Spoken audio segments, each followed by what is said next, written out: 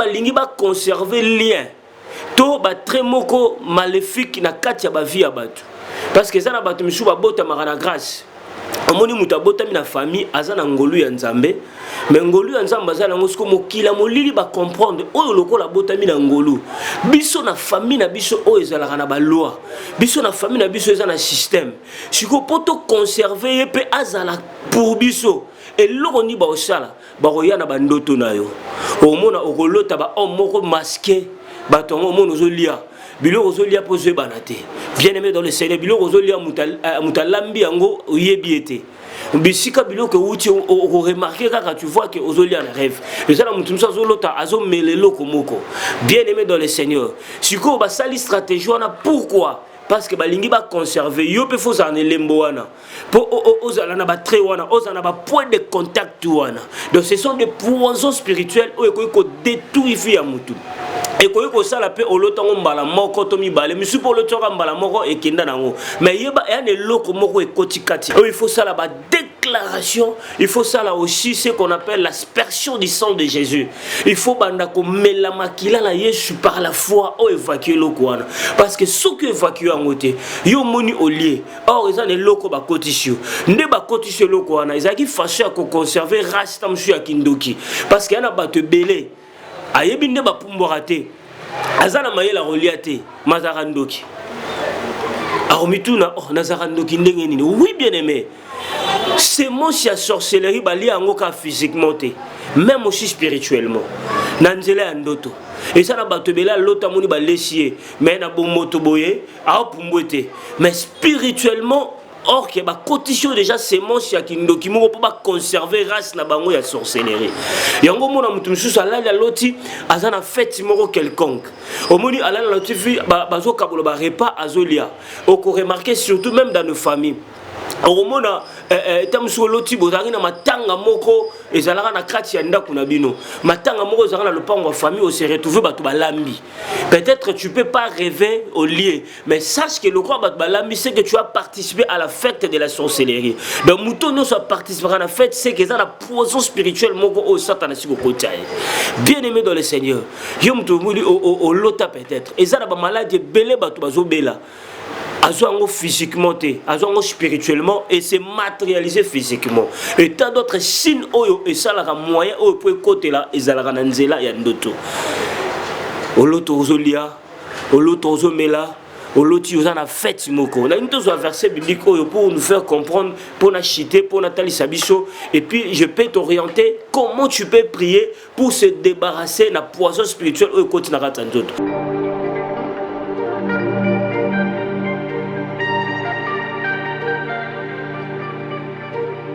Shalom, shalom, peuple de Dieu, que Dieu vous bénisse. Nzamba pambola biso, baebozuli baku yako landa biso nangonga oyo.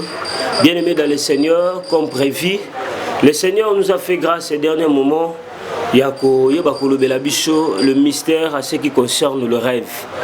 Et je crois dans la première, dans la deuxième, dans la troisième partie, dans l'issungia molimo mosantu tomeka ki un peu koyeba nako lobela bandoto et to pesaki ba explication na nzela ya lisungi ya nzambe ndenge molimo la nzambe ayebaki nako inspirer biso. Oui, bien aimé dans le Seigneur, yambona banda maté anangato ba révélation on nzamba pesi biso na o etali ndoto la limite zo moment ya prière. Seigneur, je te dis merci. Je laisse cet entre tes deux sentiments. Saint-Esprit, sois au centre de tout. Au nom puissant de Jésus-Christ de Nazareth. Amen.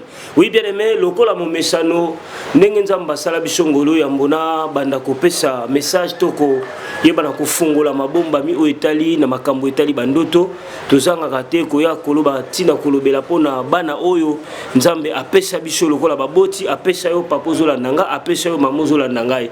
Oui, bien aimé dans les séries na ebisa biso musala oyo to sala rango biso moko te tozo sala ngo elongo na yo papa elongo na yo maman parce que c'est pas facile ya ko bana ko zwa bana ko bokola ko lesa scolarisation hospitalisation na bango yango de temps à autre soki nzamba pesi biso nzela ko ya na kati etando tozanga te koyeba na ko lobela pona tina na bango mama ozolanda ngai papa ozolanda ngai je sais que la vraie religion oyo mokanda Jacques yebisi biso et puis na sepelaka na verset oyo lobalaka biso boye celui qui donne aux pauvres prête à Dieu donc mutu nyonso adefisaka nzambe nzambe azanga te kofuta je crois avec les images bazwila biso nano moi image muke concernant les enfants. Que le Seigneur vous bénisse. Tukozonga na sima. Nzamba pambola biso.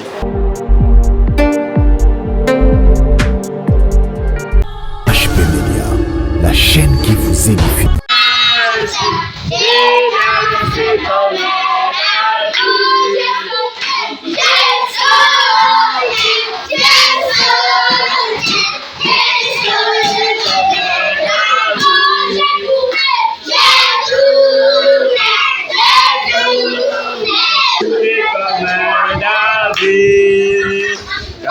L'esprit de Dieu habite à moi.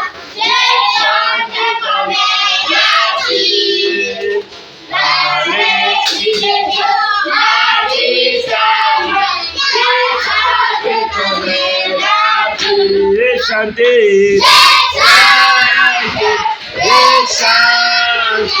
J'ai chanté comme la fille. J'ai sauté.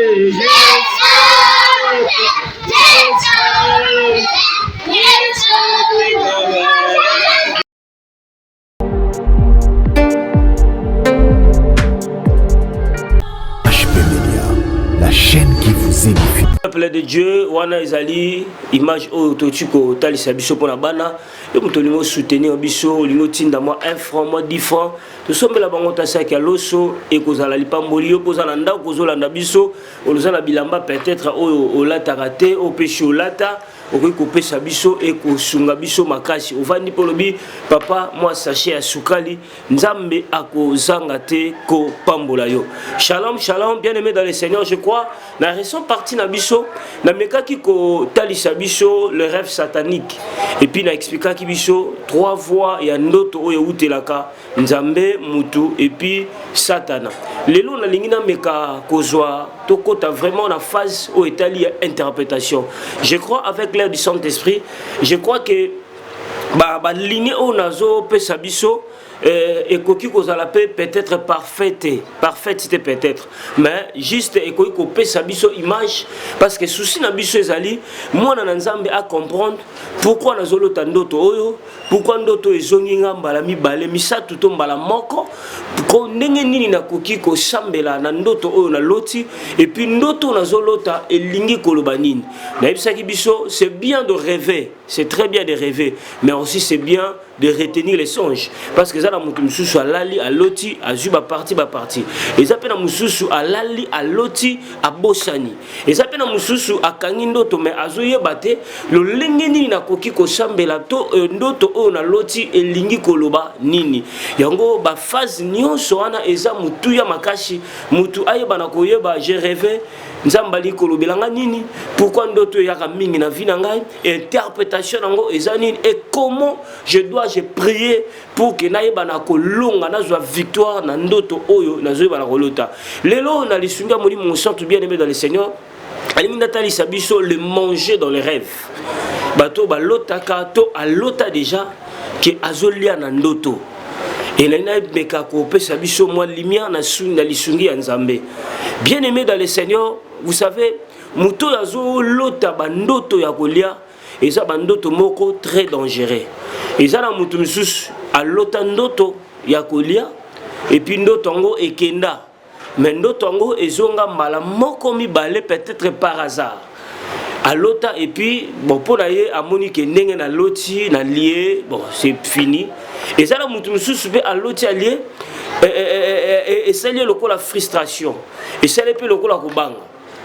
Le problème est nini kolota oloti ozolia mais est-ce que tu avais prié est-ce que au canalisa ki lo sambo na yo pourquoi nazolota ndoto oyo ya kolia est-ce que ndoto na loti ya kolia na ozuta kosambela ya comprendre pourquoi oloti ndoto ya kolia lelo na lingi pendant quelques temps na meka kopesa biso éclaircissement pe lumière à ce qui concerne le manger dans les rêves bato alotaka souvent azolia musu pa kolotango souvent te akolotango mbala moko bien aimé dans le Seigneur muto azolota azolia na ndoto allez-y comprendre eza na ba poison spirituel o bazo kotisa na nzoto. Oui, bien aimé dans le Seigneur, et ça n'a pas mandé récemment, au moni, ba maladie belé au toujours belaka. Oui, bien akala, et ça la catégorie à batumo bandé robé la maladie sucre. Et ça la peu maladie, moi, ça la un peu rare.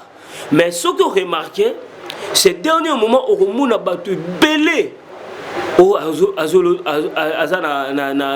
augmentation à sucre, oh, ça diabétique. Et puis, on remarqué, bah maladie comme fréquent. Et puis, ces derniers moments, on a surtout, on a surtout, on a biso basio, azana myome, oh, azana kyste. Récemment, on a dit que là, moi, na mukie, allez-y imaginer. Or, tu y a maladie, on a souffert sur rabato, bah la un peu avancé en âge. Moi, il y a 12 ans, déjà azana myome.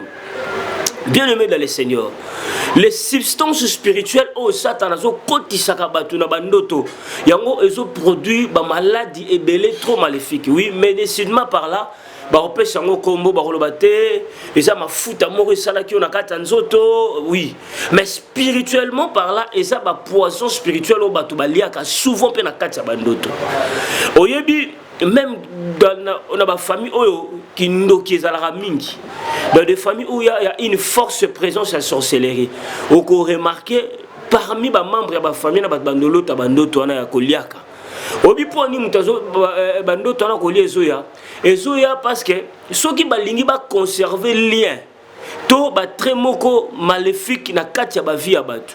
Parce que ça na batu misu ba bota marana grâce.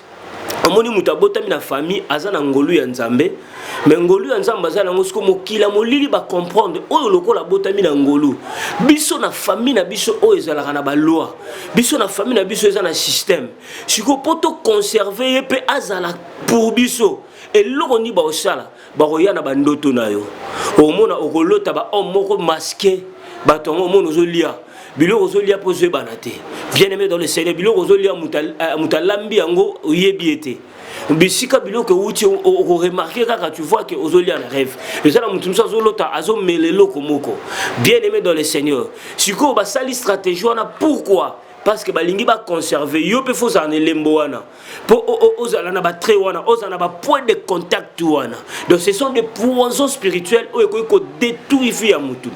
Et quand on sala pe olotango mbala moko to mibale misu po olotonga mbala moko ekenda nango mais yeba ene loko moko ekotikati il faut ça la ba déclaration il faut ça là aussi ce qu'on appelle l'aspersion du sang de Jésus il faut banda ko mela makila la Yesu par la foi o évacuer loko wana parce que ce que évacuer en côté yo moni olier or ils ont les loko ba kotisio nde ba kotisio loko wana ils a qui fâché à conserver rasta monsieur ya kindoki parce qu'il y a ba te belé ayebi nde bapumborate azana mayela reliate mazarandoki aromituna oh nazarandoki ndenge nini oui bien aimé c'est mon si à sorcellerie bali yango ka physiquement te même aussi spirituellement nanzela ya ndoto et ça na bato bela lota moni ba lesie mais na bomoto boye a pumbwete mais spirituellement or que ba cotisation déjà c'est mon si akindoki mo pas conserver race na bango ya sorcellerie yango mona mutu mususu ala la loti azana fête moko quelconque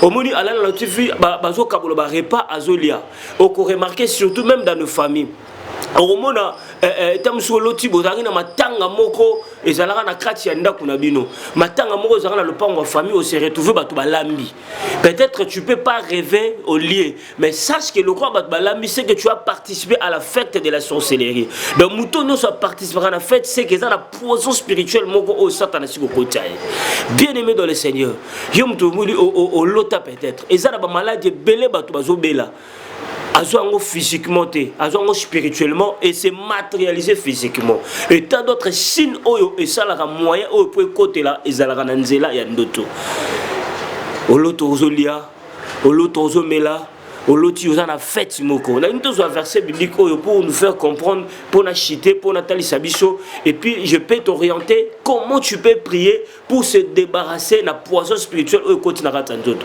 Matthieu chapitre 13 le verset 25. Que dit la Bible? Mais pendant les gens dormaient, son ennemi vint seulement de livrer parmi le blé et s'en alla. Oko remarqué à la Bible soloba tangu batu balalaki munguna aye kotia mauvaise herbe ivraie pendant que les gens dormaient. Bien-aimés dans le Seigneur, butu na yo soki ozu na makoki to pongi na soko ozu contrôle ya pongi na ote. Tu risqueras ya koliaka ba poison spirituel. Alors ma commission tali sabiso, il vrai eza image ya mauvaise sémence. Et le blé eza na sémence ya malam. Or mutu normalement, ça peut arriver aussi. Aza na deux sémences. Yango mona mutu so aza na sémence ya bonzambe, mais sémence moko pe ya Satan ezo lunge bundisa ye. Or il vrai ezaki na rôle moko rôle longo ezala qu'il fallait étouffer blé. Donc cela veut dire mauvaise sémence ezaka na rôle moko ya ko étouffer sémence ya malamu oyo mutu aza nango na kati ya nzoto. Siko le moyen auquel le diable peut utiliser tango to lalaka ozolia na ndoto pendant que les gens dormaient, l'ennemi vient s'aimer. Munguna soka moni mutu aza na eloko moko ya mutuya aza na grâce. Siko po a étouffer grâce wana akoya na eloko ya mabe. Or les moyens aussi que le diable peut entrer pour injecter l'eau comme mabe et ça la kananzela ya ndoto.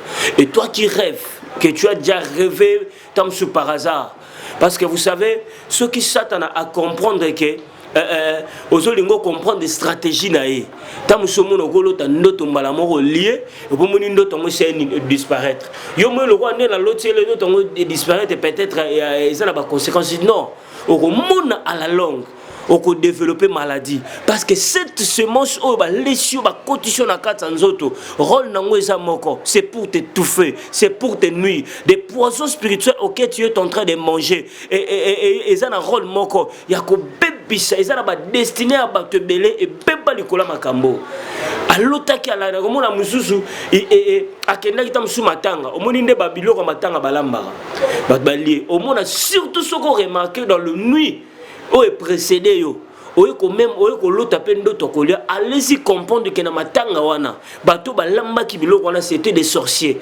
ezaka ba occasion pe ba moyen oyo balukaka pour nous sa famille surtout biloko ya mingi na ma famille pour nous coller sabat. Il y a un jeune frère tokutana na ye na mboka moko kindopolo mushika soko jiba ki santu zo mema. Et ces jeunes yemoko na yemoko avec na posa ni ya osimba kisi avec na posa ni ya okoma sorcier. Omoni ndeza na ba famille ba pesi X pouvoir ba pesi Y pouvoir. Et il est arrivé que pouvoir le coup le tamboli trop dans famille ba décider éviter tout il faut pouvoir et quitter les colonnes ba bengi na moyibo physiquement ba ebisier yo faut commando qui a famille puis bazo expliquer au commando qui a famille yo banana ko pumbwate ko za le rôle protecteur moko ceux qui li cam or bien aimé dans les Seigneur tous arana ba mettre mi balé soit tu es de Dieu soit tu es de diable.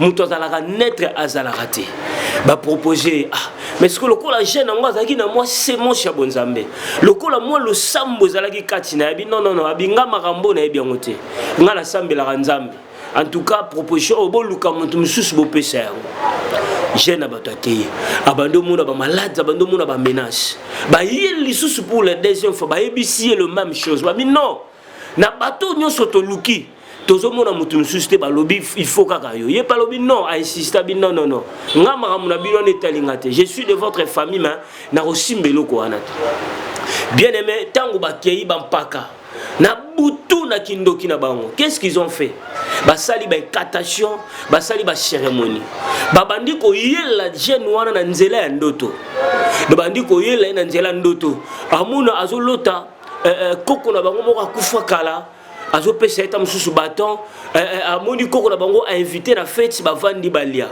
premièrement ya liboso aboyi kolia ya mibale aboyi kolia ya misatu jeune wana sanini alia na ndoto eloko esala pe alia na ndoto parce que aussi son état spirituel ezalaki forte.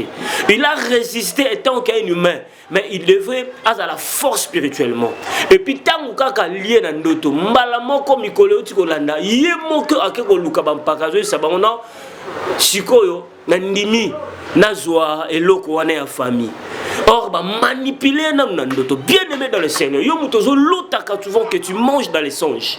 Il faut s'amener la peau à tout prix. Même s'il s'agit au gêner. Pour que au contrecarré au bout ba breuvage wana au ba laisse qu'on ndoto bien aimé il faut prier parce que déjà quand tu manges dans les songes et autres sa faiblesse moro spirituelle que tu as deux autres sa force moro maléfique aux quoi imposer yo loi et na bisi biso et ça la rappelle moyen na ba famille aux na kindoki pour ba conserver ba race ba tira mona na semence ba tu misusa ko rater semence on nzela makila ako rater ngo na nzela na contact mais ba roya na ndoto tango ba leshi ngo bati elemboana elemboana tikelio et tango sikoyo loko ba longa ke na butu ba amoni ka loti ya sukali ye moko akomi ba moko faible akekolo mais loko la zalaki kaka élu de Dieu jusqu'à ce que to kutani na dialogue pastoral tozo solo la abandi ko relater nga histoire bi malgré tout na ndimaki mais de moi-même je vais quitter ce lieu. On a eu le temps de prier. Et c'est un moment où il y a prière. Azuno babilo on a dit kende ko zongisa. Le colo retiré et ko retirer est important. Mais yomoko spirituellement tu dois être fort parce que yeba ba menace e banakoya. Bien aimé dans le Seigneur. Yom tozo lota, to lota déjà que tu as mangé quelque chose. Il faut ça là-bas prière et auto de délivrance. Et fréquemment aussi il faut bandako mela makila na Yesu. La Bible me dit ils ont vécu à cause du sang de l'agneau et de paroles de leur témoignage. Makila na Yesu eza arme ya munene oyo ba chrétien belé tozanaro ignorant. Or un enfant de Dieu chaque jour, chaque instant na ba prière na yo même soko lingo la mukozo bimo quelque part.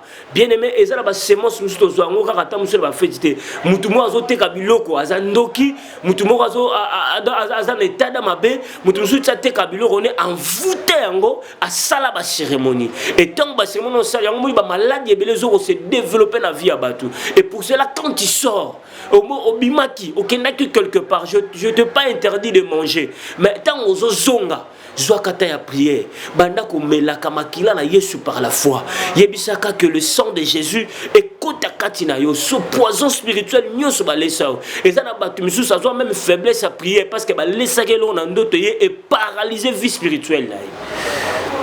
Que le Seigneur vous bénisse. La linga ki lelo to meka ko lobela le manger dans les songes. Vu que na média ils attendent na moi éclaircissement certaines lignes. Et comme là déjà on veut par hasardement au temps mususu ya peka malamoko mais yeba déjà dans le monde spirituel et ane loko mo chez kota or et loko wana fo bima aussi longtemps loko wana ebimate tu auras des problèmes yango moni bato belé bazana ba myome ba maladie mo ba sucre moko très exagéré au moins la mutu musu pas mela azane azakapena trop sucre mazo bela ba sucre au moins bato bazo bela ba maladie moko zo se développer du jour au lendemain très bizarre parce qu'il y a des poisons spirituels que le diable a ça la stratégie pour côté ça c'est comme dit la Bible pendant que les gens dormaient le ennemi s'est mal livré parmi le blé. C'était votre humble serviteur Enoch Babinga. La Bible nous dit vous connaissez la vérité et la vérité vous affranchira. Que le Seigneur vous bénisse. Vous appelez pour ça certaines orientations et certains éclaircissements. N'hésitez pas de nous appeler. Mon numéro c'est plus 243 89 50 79 749. Plus 243 89 50 79 749.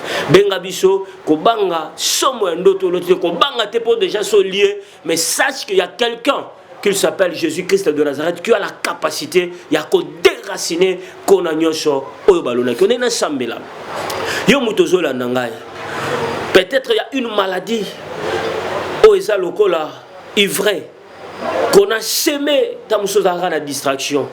Comme si tu étais affaibli à certains moments, mais le diable a réussi à côté le roman na katanzotonayo. Je suis en train de prier au nom de Jésus. Tika makila na Yesu o elongaki. Et kota na katanzotonayo.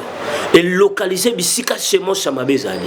Et localiser bisika maladie ça. Et bimisango au nom de Jésus. Je suis en train de déclarer qu'on a nyonso ba lesayo, ba breuvage mortel, o ba lesayo, ba poison spirituel. Je prie que le sang de Jésus, que le feu du Saint-Esprit, et bandako salayo opération moko spirituelle et bimisango, que tu reçoives ta délivrance au nom de Jésus-Christ de Nazareth. Amen. Nzamba pambola biso. Je crois prochainement, nakoya na phase moussou interprétation, et ça tellement large.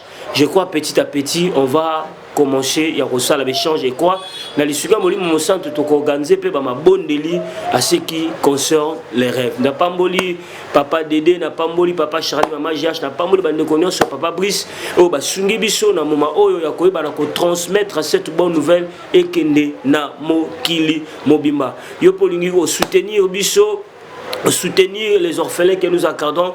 N'hésitez pas de nous contacter. Que le Seigneur vous bénisse.